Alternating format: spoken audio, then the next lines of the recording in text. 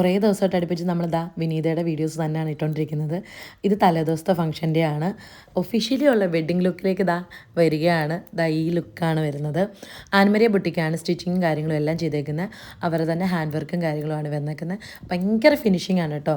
Law ബണ്ണാണ് നമ്മൾ ചെയ്തിരുന്നത്. അവർക്ക് ഇഷ്ടപ്പെട്ട ഒരു മെസ്സി ബണ്ണ് മതിയെന്ന് പറഞ്ഞു. അതുപോലെ തന്നെ ചെയ്ത് കൊടുത്തിട്ടുണ്ട്. ആൾ ഹാപ്പിയായിരുന്നു.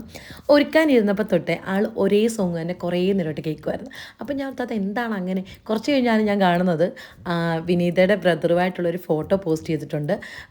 ചേട്ടത്തിയമ്മയും എല്ലാവരുമായിട്ടുള്ള അത് ഇടയ്ക്കിടയ്ക്ക് ആൾ കാണും, കണ്ണു നിറയും, ഇടയ്ക്കിടയ്ക്ക് ഇമോഷണലാവും. ആ ഒരു ബോണ്ട് എന്നും വേണം കേട്ടോ, എപ്പോഴും വേണം. നമ്മുടെ അച്ഛനമ്മമാർ മരിച്ചു കഴിഞ്ഞാൽ നമ്മുടെ ആങ്ങളെ എന്ന് പറയുന്നത് ആ ഒരു സ്പേസിലേക്ക് നമ്മൾ എപ്പോൾ വേണമെങ്കിലും കയറി ചെല്ലാൻ പറ്റുന്നൊരു സ്പേസാണ്. അപ്പം അതുപോലെ തന്നെയാണ് അവർ കെട്ടിക്കൊണ്ട് വന്നിരുന്ന നമ്മുടെ ചേട്ടത്തി എന്ന് പറയുന്ന ആൾ. അത് അമ്മയ്ക്ക് തുല്യം തന്നെയാണ് കേട്ടോ. ആ ഒരു സപ്പോർട്ടും കാര്യങ്ങളും ലൈഫ് ലോങ് പോട്ടെ എന്ന് ഞാൻ എന്നും പ്രാർത്ഥിക്കുന്നത് കേട്ടോ. അതുപോലെ എൻ്റെ മോൾ എനിക്ക് തന്ന ഗിഫ്റ്റാണ് ഈ ഒരു സാരി. ആ സാരി ഉടുത്തതിനാണ് ഞാനും കല്യാണത്തിന് പോയത്. എനിക്ക് മിക്കവരും ഗിഫ്റ്റ് തരാറുണ്ട് കേട്ടോ.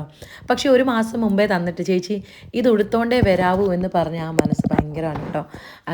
അങ്ങനെ വളരെ ചുരുക്കമാണ് കേട്ടോ. എനിക്കങ്ങനെ ഒരുപാട് പേരൊന്നും ഗിഫ്റ്റ് തരാറില്ല വെഡ്ഡിങ്ങിനൊന്നും. പക്ഷെ തന്നത് എനിക്ക് അത്രയും ഹാർട്ട് ടച്ചിങ് ആയിട്ട് തന്നെയാണ്. ആൾ ഭയങ്കര ഡാൻസ് കളിച്ച് ഭയങ്കരമായിട്ട് എൻജോയ് ചെയ്തു കേട്ടോ. എന്തായാലും ആളുടെ ലൈഫ് എപ്പോഴും അങ്ങനെ തന്നെ ഇരിക്കട്ടെ.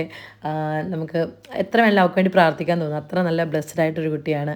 കല്യാണം വന്നിട്ട് വിജയ കൺവെൻഷൻ സെൻറ്റർ തിരുവല്ലയായിരുന്നു. ഞാൻ ഫസ്റ്റ് ടൈം ആണ് കേട്ടോ ഇവിടെ കല്യാണത്തിന് പോകുന്നത്. എന്തായാലും അടിപൊളിയായിരുന്നു. അപ്പോൾ താങ്ക് യു സോ മച്ച്.